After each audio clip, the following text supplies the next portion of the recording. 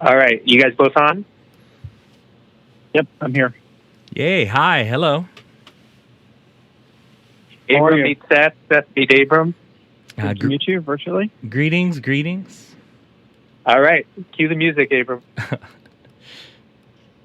must be out of your goddamn mind if you think the president is gonna bring the nation to the brink of meddling in the middle of a military mess, a game of chess where France is queen and kingless, who signed a treaty with a king whose head is now in a basket. Welcome to The Radical Bureaucrat, a podcast for people who want to change institutions from the inside. It is the afternoon of Wednesday, March 19th. We got the correct date today, right? Wait, no. The days are kind of... What's that? Wait, it's Thursday, isn't it? Isn't today Thursday? Am I crazy? I really did. I messed it up again. It's Thursday. I mean, I'm telling you. They do all blur together. I'm legitimately looking at a Google Doc right now where Sam is rewriting it as Thursday. Okay. So that tells you something about one take podcasts right there. Yeah, one take. So we got the date now, and literally the days, well, they do feel like they're blending together. They really so if you were listening yesterday, you may have noticed that we said it was Tuesday. It wasn't. It was Wednesday. Yeah, today's Thursday. We're on day 4 in New York City of feeling like the lockdown is fully in effect. And we're excited to speak to Seth Hanlon. Seth is a senior fellow at American Progress, where he focuses on federal tax and budget policy. I don't know if you all know this, but there is such a thing as tax Twitter, and Seth is a beast on there. Wow. His insights on tax policy are sharp. I've seen them go viral.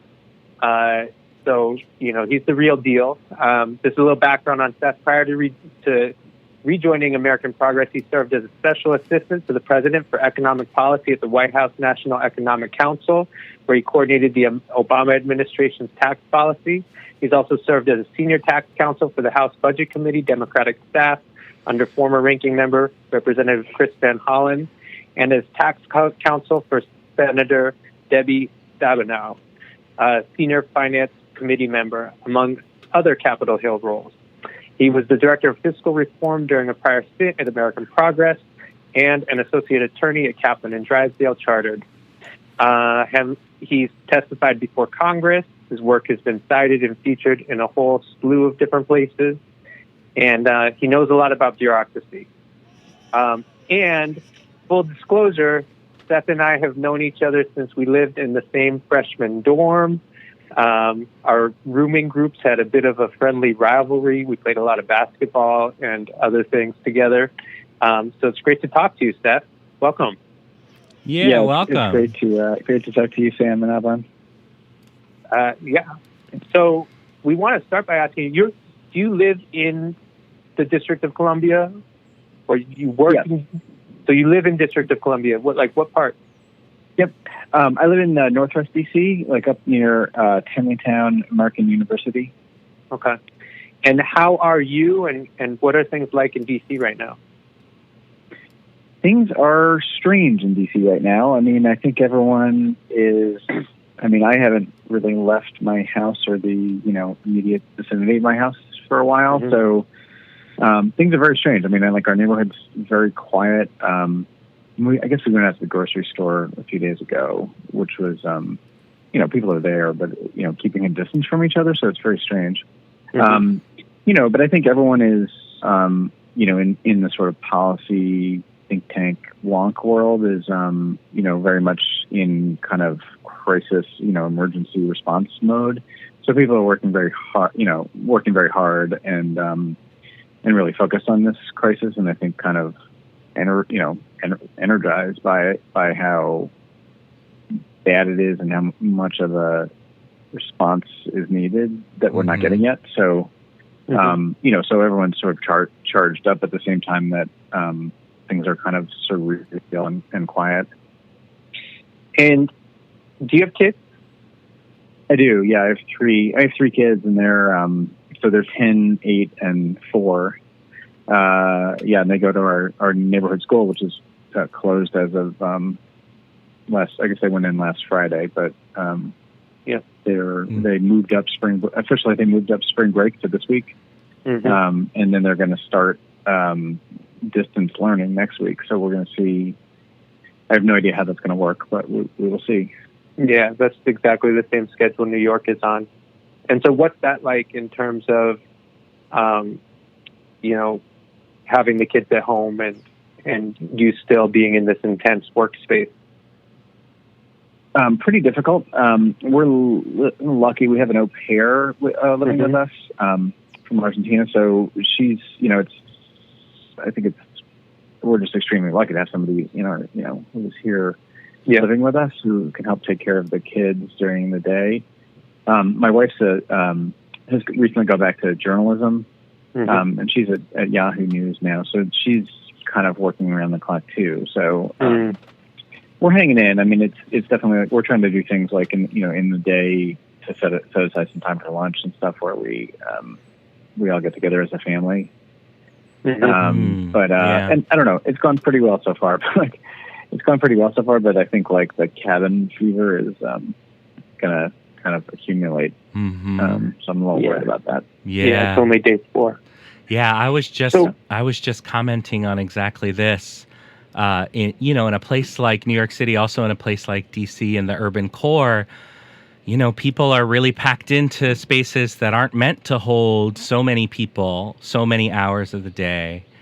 And yeah, like I think we need to slow down and like show each other grace around the house and pitch in. But at the same time, there's so much important stuff happening, and I really need to, this work problem and these things that people's lives are on the line. Like, holding both of those is, it's very stressful.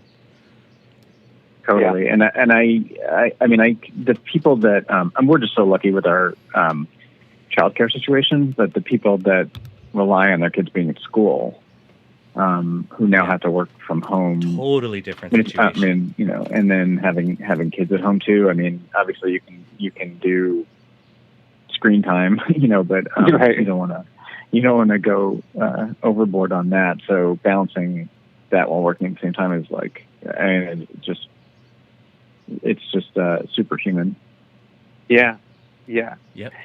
Yeah. Or just the people who have 3-year-olds, which is, I guess, kind of almost, you said your youngest is 4?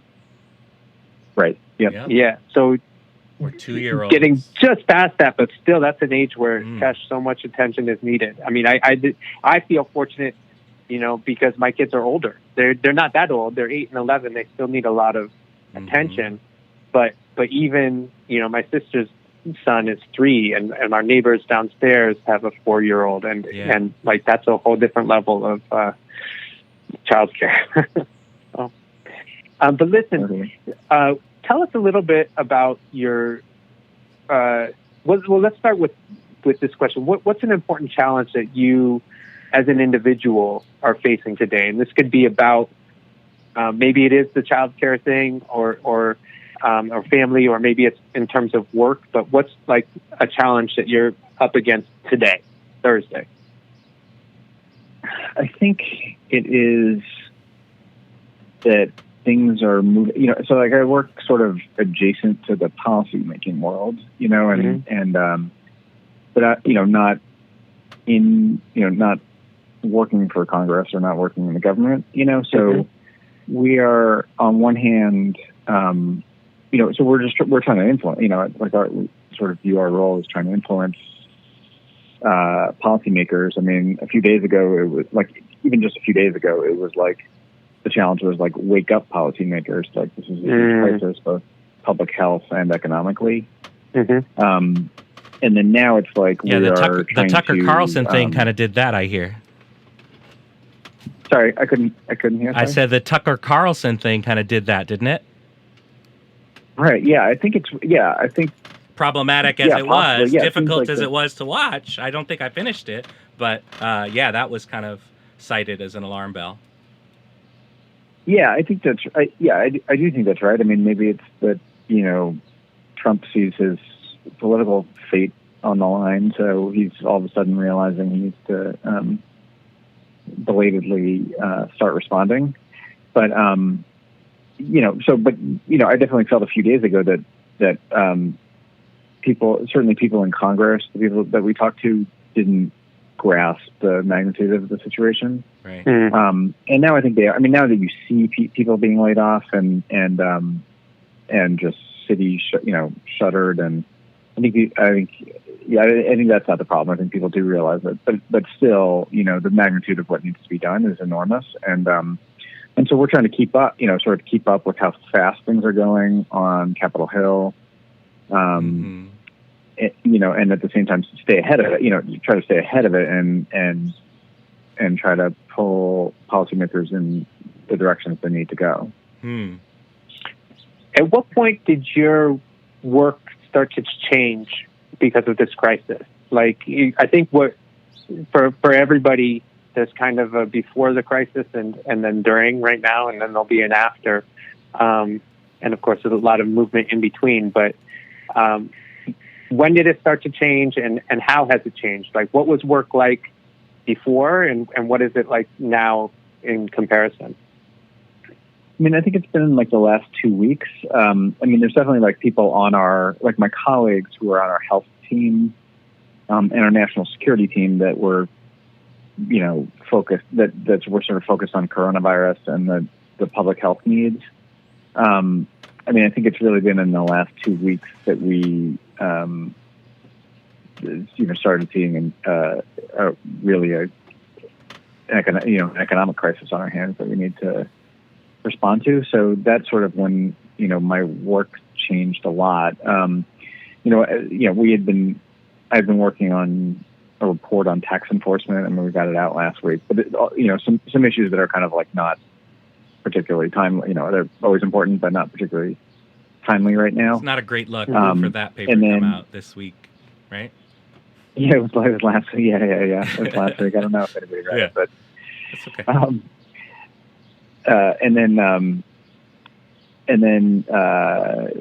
We also have a project about Trump's economic record, which was focused on. I mean, it's just everything's changed now, but it's focused on how wages. Even before this crisis, wages weren't growing that fast, and there was the all the attacks on healthcare and all that. So that was our project. It's on our 501c4 side, Cap Action. But now it's totally changed. I mean, like it's just sort of radically changed, and with lack of response to the coronavirus crisis is kind of like dominating everything in that respect.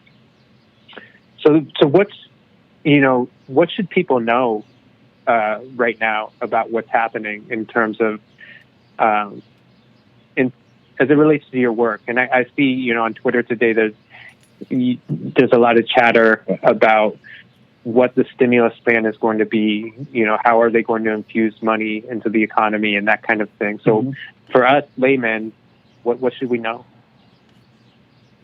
So I think, this is a crisis. We're trying to emphasize that, like, this is a crisis that we haven't seen before. I mean, it's really like, potentially bigger than the 2008 financial crisis. Like, we did not have this kind of pullback in, there was millions of people who were laid off then, but we didn't have like huge parts of the economy just shut down entirely.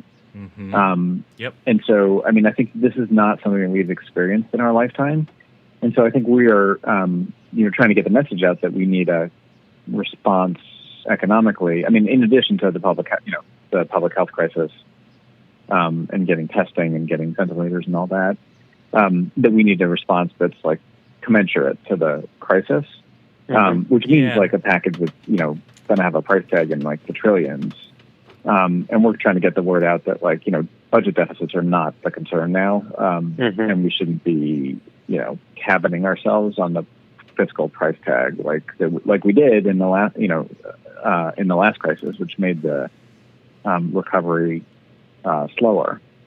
So I think, in terms of what the stimulus needs to be, we put out a statement. I mean, people are talking about direct payments. I mean, I think there's members of Congress of both parties that are circling on that, and the Trump administration as well. So I think there's going to be a lot of debate and haggling in Congress about the form of those payments. And I think crucially, whether they go to everybody or whether there's some kind of income phase-in, which I think would be totally ridiculous if it doesn't go to the people most. What does that mean? An income phase-in? I saw that today. So some programs like the earned income tax credit or other programs have a phase in.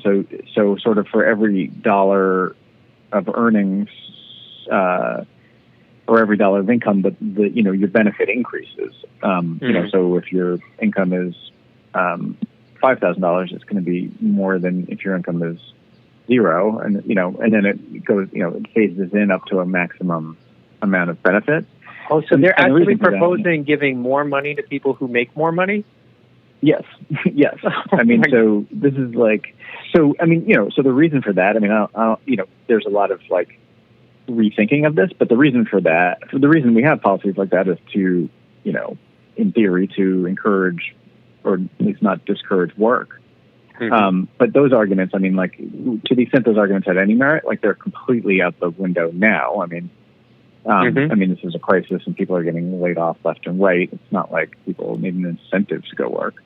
So we were a little shocked by that today. But yeah, apparently the Senate Republicans are considering having an income phase-in where people with the lowest incomes get a smaller payment than people above them on the income scale. That is so disgusting. Oh my God. Yeah, it's totally bizarre, and it's also I don't even know how that's feasible because people don't know what their incomes are going to be this year, and so you'd have to base it on last year's income, but that's people haven't filed. What if last year's income yet, was $0, and this year's income is $100,000? Yeah, that's tough. Right. Yeah, so, I also wonder a lot as you're kind of talking about the mechanics of it here, how people are making sense of the cost of living equation. So historically, we've based the cost of living equation on multipliers of the food basket or whatever, but now we have the MIT living wage calculator, which gives us much better data about what it costs to live in our cities and counties and states. And so in what ways are we going to default to using an old expert-based method where somebody doesn't listen to MIT living wage calculator because they've got a Cornell fellow whose framework they want to use, right? Or are we going to try to use the best stuff that we have available to us? That's kind of what concerns me as we get into the technicals, because somebody's going to get left out in the cold, and that story is gonna spread. But how do we get the most to everyone who's going to be unemployed, laid off, furloughed, whatever else is coming down the pike? The economy is coming to a halt in a way it never has before, not even in the Depression. Yeah, I think there's no precision here. Right? We're not going to know what exactly these people's needs are, and so I think that just calls for doing everything we can. And if we do too much, that's fine. That's a failure fine. of precision is not a reason, right? Yeah. Okay. Yeah. Clearly, the enemy of the good, right, Sam? Sorry, you didn't come through, Abram. I'm sorry. I don't let perfect be the enemy of the good. Right. Oh, absolutely. And err on the side of doing too much, not too little. And I think there's another important issue here, which is we're not very well set up to get people cash very quickly.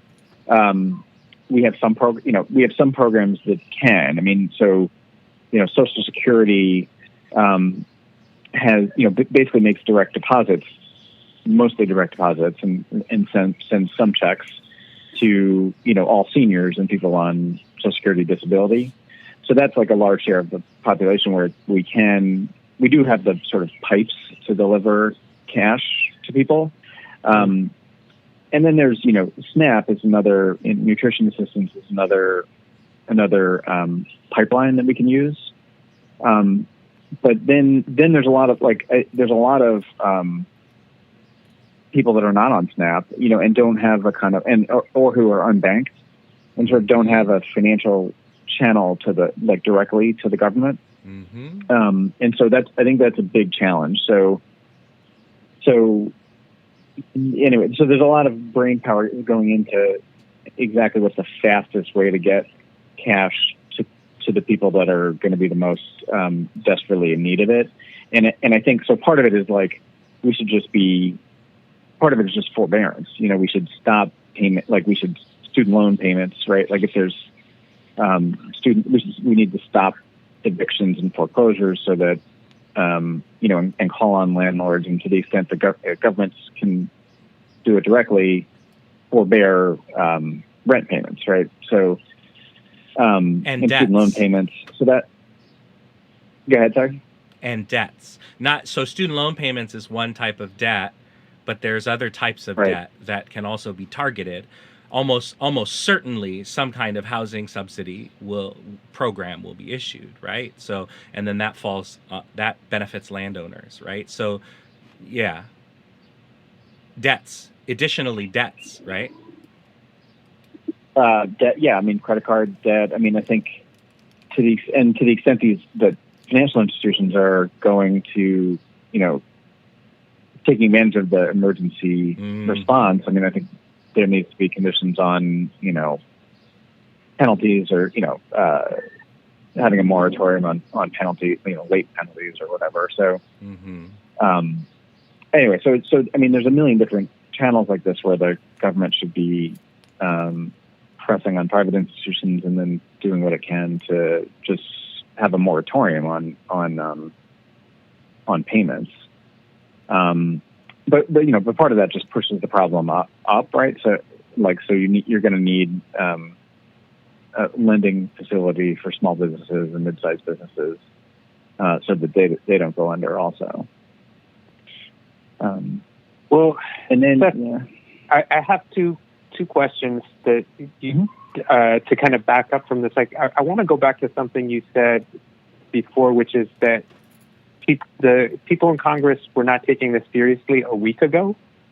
And I kind of get that. Like, I can remember a week ago, like the difference between Monday and Wednesday and Friday, and they all felt very different. And on Monday, we were still scheduling appointments for that we thought we might have, whereas by Wednesday we were all kind of panicking, and by Friday it was like, I'm pretty sure schools are going to be closed. But at the same time, this is Congress, and so I'm just kind of, I can kind of relate, but I'm also kind of shocked by that. Like, what?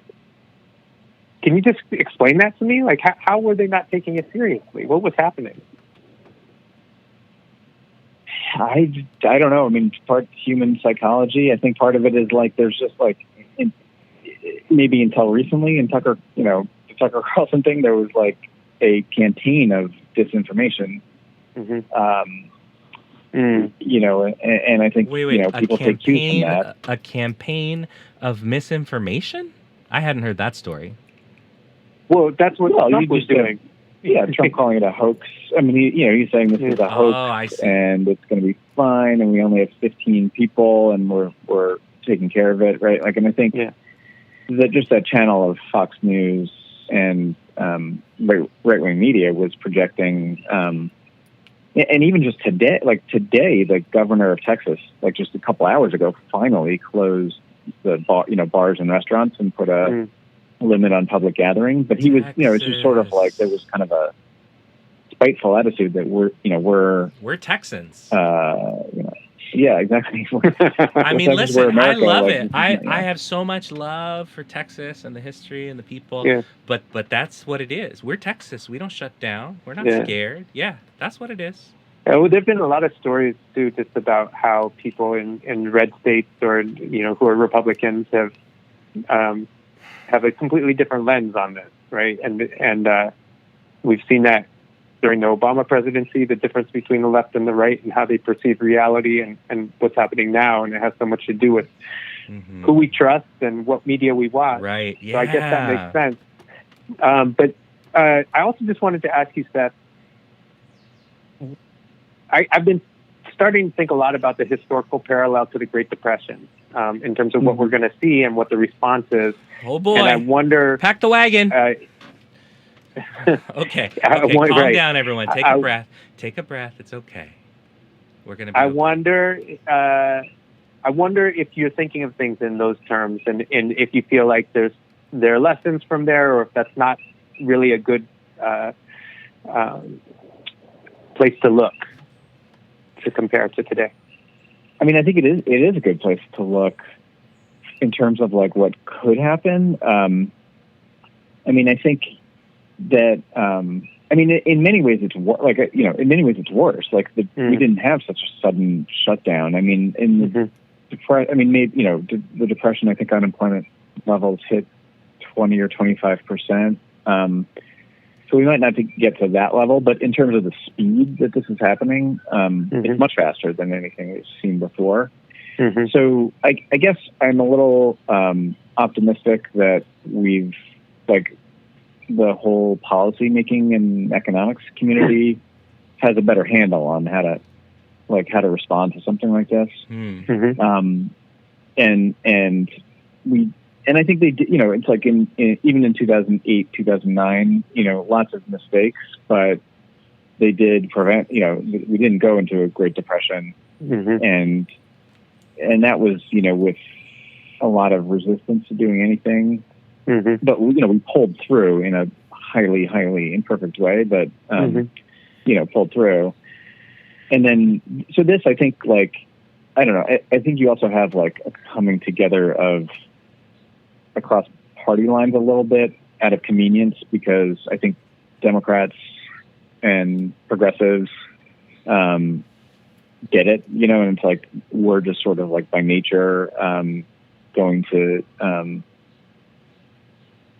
advocate for a forceful government response. But then on the Republican and conservative side, I think they see their, it's very different than when President Obama was in.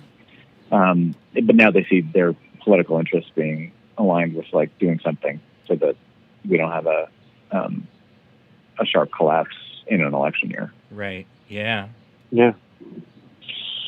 Well, Seth, I mean, so that's a good, that's that's the glimmer of hope, is that I do think both at this point both parties are kind of going big, and I think instead of the Republicans being scorched earth opposition like they were, you don't see the Democrats doing that now. Yeah. And so hopefully that allows for a more robust response. I mean, I would much rather have Obama as president right now to deal with this crisis, but it scares me to think about what the Republicans would be acting like if he were president. Yeah, it's true. Yeah. Interesting. So, Seth, we really learned a lot from this call, and we want to keep it brief, but could we hit you up in the future maybe for an update? Yeah, maybe if you have something you want folks to hear in our circles or rally behind.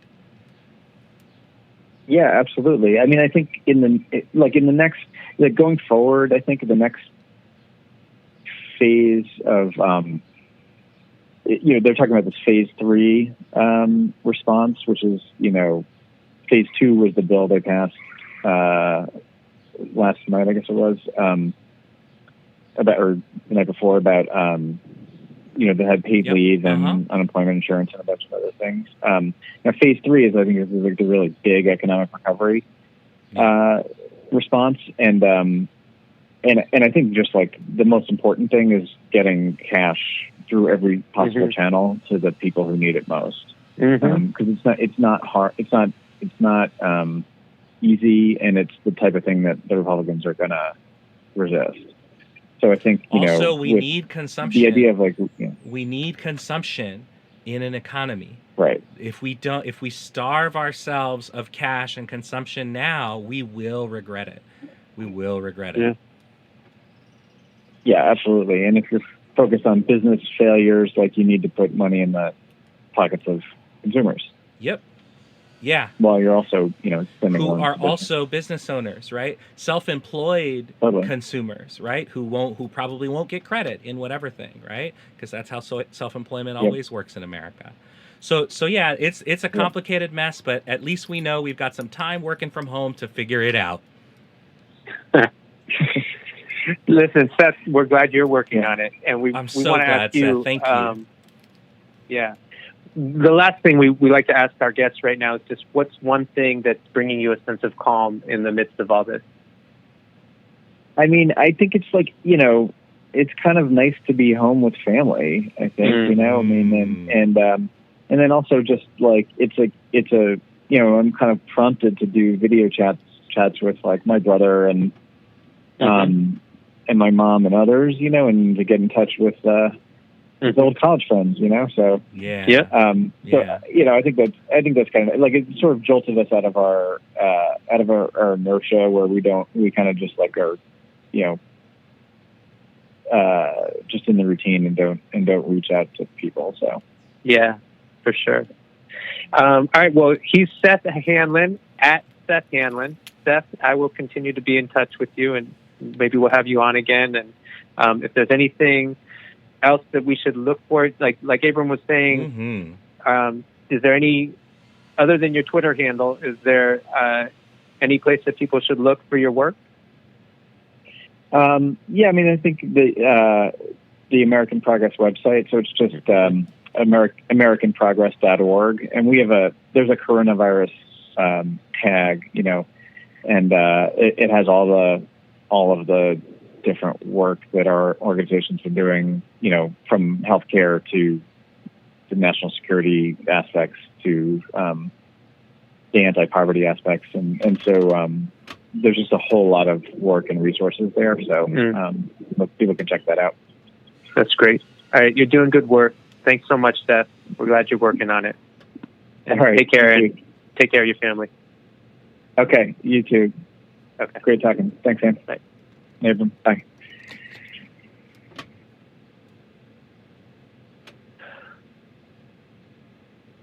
Abram. Yeah, this is where I should do the music, huh? So quick-witted. Alas, I admit it. I bet you were quite a lawyer. My defendants got acquitted. Yeah. Well, someone ought to remind you. What? You're nothing without Washington behind you. Hamilton. Daddy's calling. The issue on the table.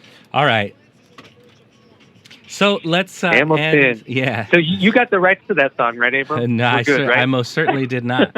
I'm gonna categorize this as fair use. It's part of a much larger work that is a mosaic of things that we love, like Lin-Manuel Miranda, who I will shout out, I think, if we ever go viral, because right now he won't see my tweets.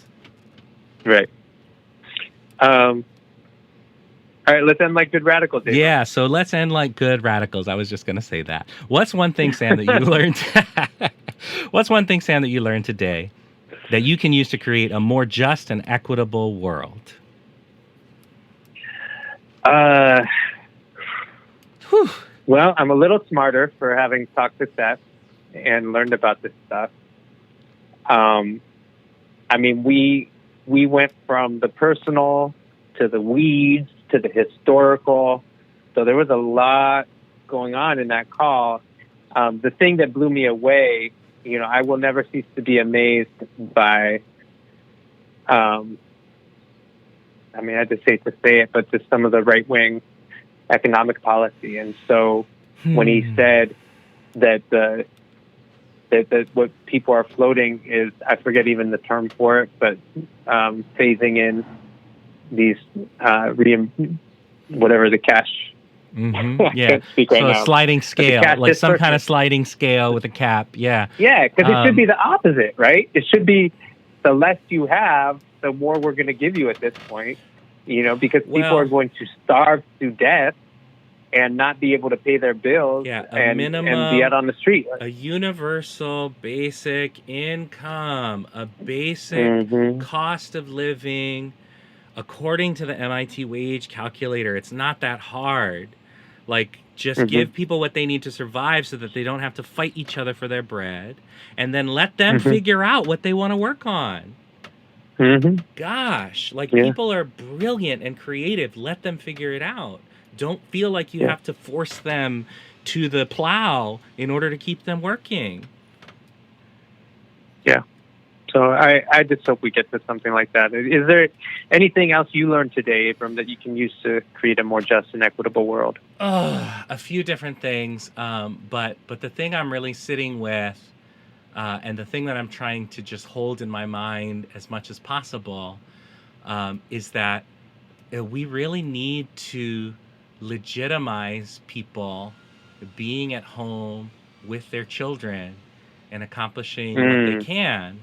Because listen, we have some smart, ambitious people in this country, many of whom are sacrificing day and night to do one or another piece of an extremely complicated puzzle that is governance and holding government accountable.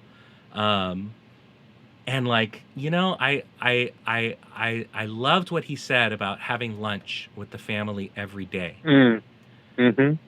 Shame on us if we do not find the time to eat together as a family, because something more important at this time when we're all locked in together, because something else more important took us away.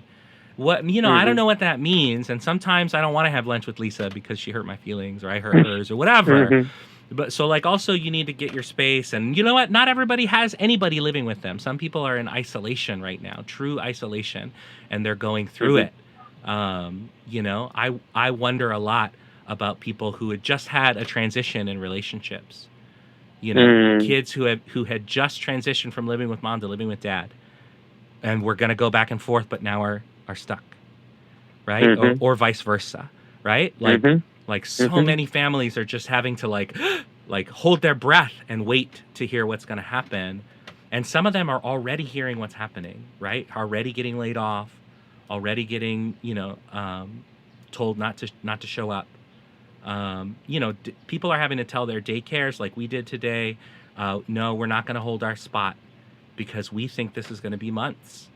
And we're not sure how it's all going to shake out after that. And so we can't afford to hold our spot. That's a luxury that we can't afford right now.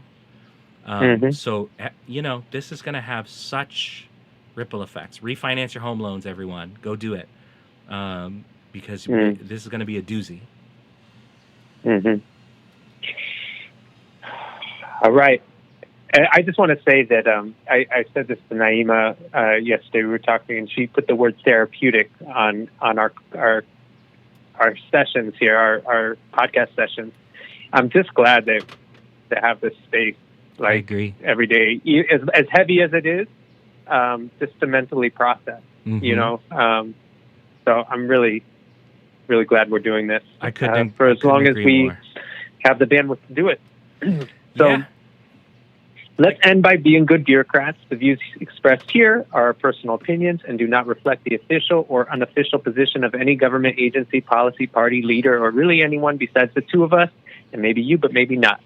This content has not been sponsored or approved by anyone and was mostly just made because we wanted an opportunity to talk about things that matter to everyone, whether they realize it or not. Thanks for listening. Thanks, everyone. Love you, Sam. Love you too, Abram.